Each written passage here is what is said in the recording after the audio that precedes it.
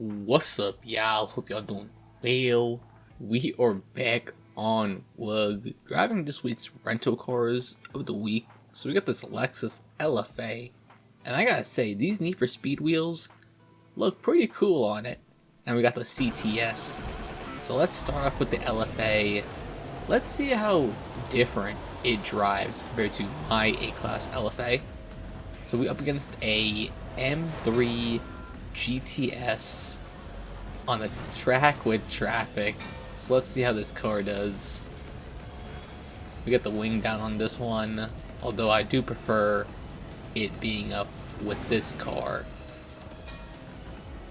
Now, what do you guys think about the new Lexus? I can't believe they actually revealed it.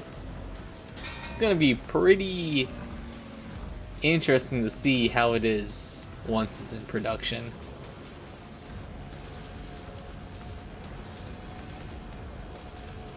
Doing alright so far. This car, compared to my LFA, it feels a little more grippy. However, I haven't driven my LFA in a while, so that just could be just because I'm just driving this car right now and I haven't driven mine. However, I have noticed, because I have driven certain rental versions of cars I owned, and it should make sense because this is tuned by the devs, as well as this has a little more expensive parts on it. I usually just go for the cheapest parts to put on the car that aligns with the tune.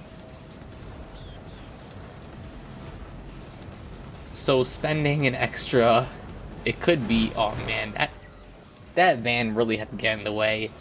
Spending potentially millions more for a probably 5% difference, that's really up to you. Depends on if you like the car that much.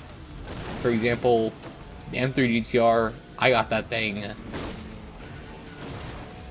spec'd out with some higher end parts because I really like the car a lot.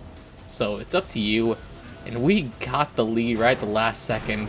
Wow, that was close. I got the lead, could have almost lost it, but we hung on in the end. That is fire.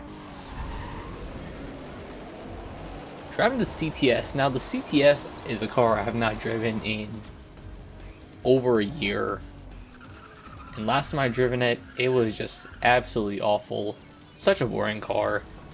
And honestly, this first Gen 2, it's just not really a looker in my opinion.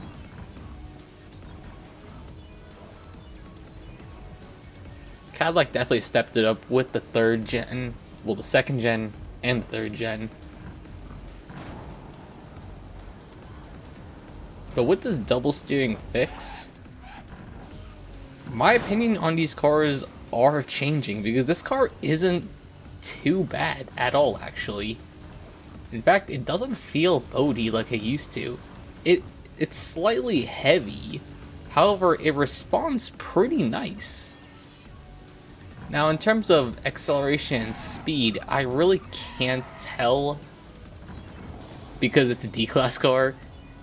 It's okay, but we're actually crushing this Audi over here. So I'll have to see in the future if I just use this car, or I buy this car in the future and race against other D-Class cars to see where it stacks up compared to them, to really see if it's truly a good car.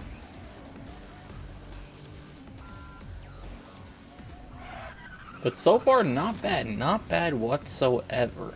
This car is actually leaving me pleasantly surprised.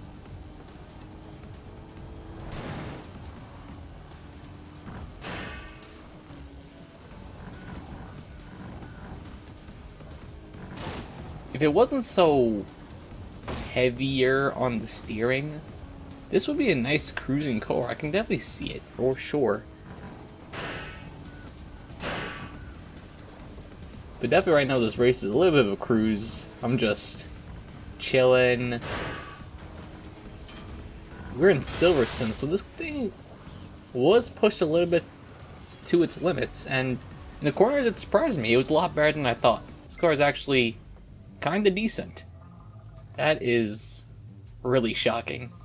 Anyways, y'all, thank you so much for watching. Hope you have a good one. Peace.